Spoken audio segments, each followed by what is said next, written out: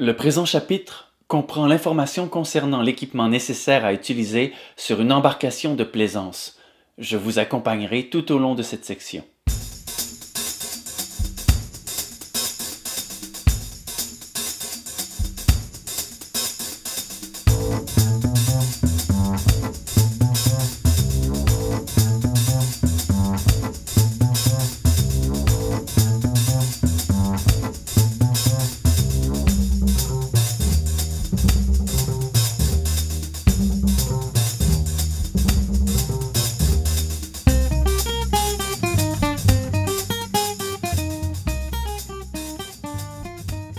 Planification et préparation des excursions sur l'eau.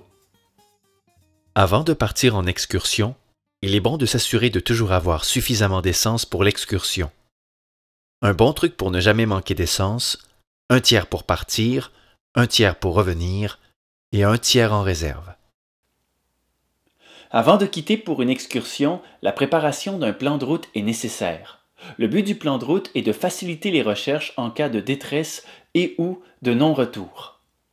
Il doit comprendre les renseignements suivants: le nom et le numéro de l'embarcation de plaisance, le genre d'embarcation, voile ou à moteur, le nom, l'adresse et le numéro de téléphone du propriétaire, le nombre de personnes à bord, la taille, le type et la couleur de l'embarcation de plaisance, le type de moteur, etc.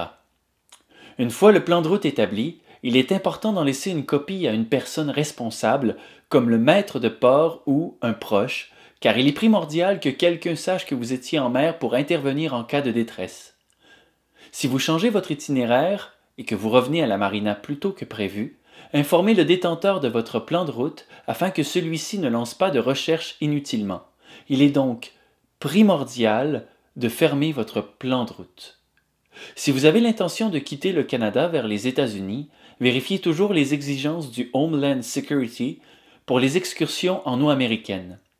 La réglementation concernant les embarcations de plaisance qui traversent les douanes américaines peut changer et pour éviter les désagréments, il est avantageux de connaître toutes les informations nécessaires avant de quitter le pays. Il est aussi important de vérifier les cartes marines de la région de navigation si elles existent. Les cartes marines permettent de connaître les obstacles surélevés, les ponts et les câbles sous-marins présents dans cette région. Les conditions météorologiques et l'état des eaux jouent un rôle important en ce qui concerne la sécurité de tous sur l'eau.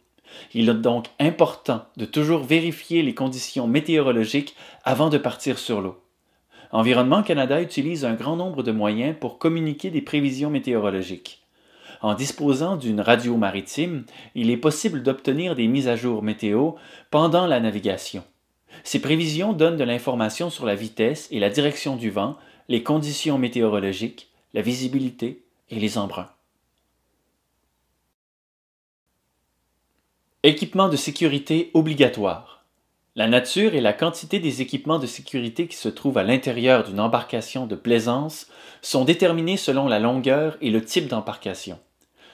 Si notre embarcation n'a pas tous les équipements nécessaires à bord, des amendes peuvent lui être imposées. Il est important d'entretenir le matériel de sécurité de manière à ce qu'il puisse toujours fonctionner convenablement.